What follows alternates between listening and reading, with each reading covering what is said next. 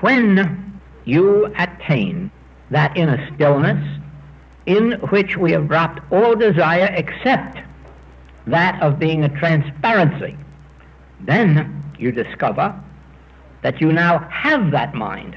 You now have the illumined mind, and it becomes the bread, the meat, the wine, the water. It becomes the law of resurrection. It becomes newness of life. It restores the lost years of the locust. You don't. It does. The illumined mind, the mind that you have attained in the stillness of the human mind. When we speak of the stillness of the human mind, we are not speaking of stopping thought. We are thinking of not having in our thought a desire, even a good desire, not even a desire to help someone. That is being still. When we can be still and say, not my will, but thine be done. In other words, you might use the word humility. Humility spiritually means when you have recognized that you have no powers of either good or evil and want none. This is the only spiritual humility there is. When you absolutely acknowledge, I can of my own self do nothing. If I speak of myself, I bear witness to a lie.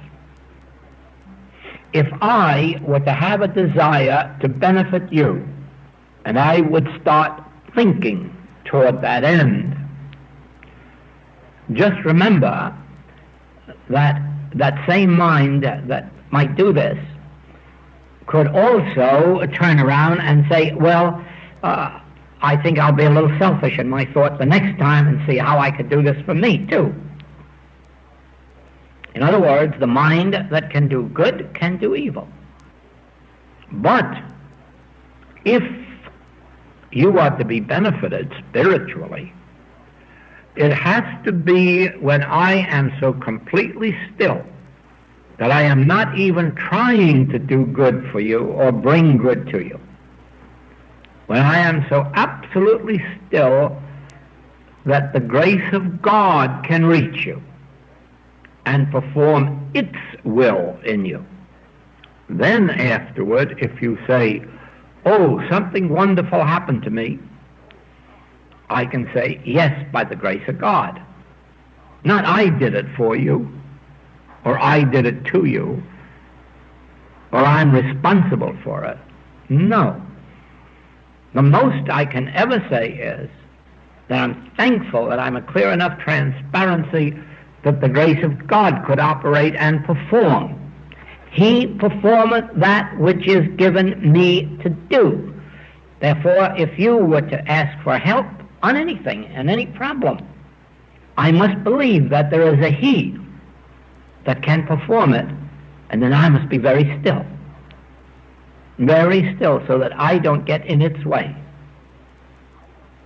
Then afterward, when it has happened, and you say, thank you, I accept your thanks because I have been a transparency through which it happened. But I do not accept your thanks as if I had done it. Now, as a matter of fact, there would be no way of my knowing even what is to be done for you, since what human can judge what is good for you tomorrow?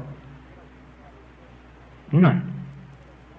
None. That is usurping the prerogative of omniscience, God.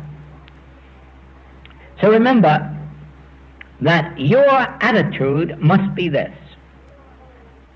The goal you are seeking is illumination, or that mind, the Christ mind, the Buddha mind. That's your goal. You have no other goal. You are not seeking health, wealth, position, or anything of a human nature. Your whole goal is attaining illumination.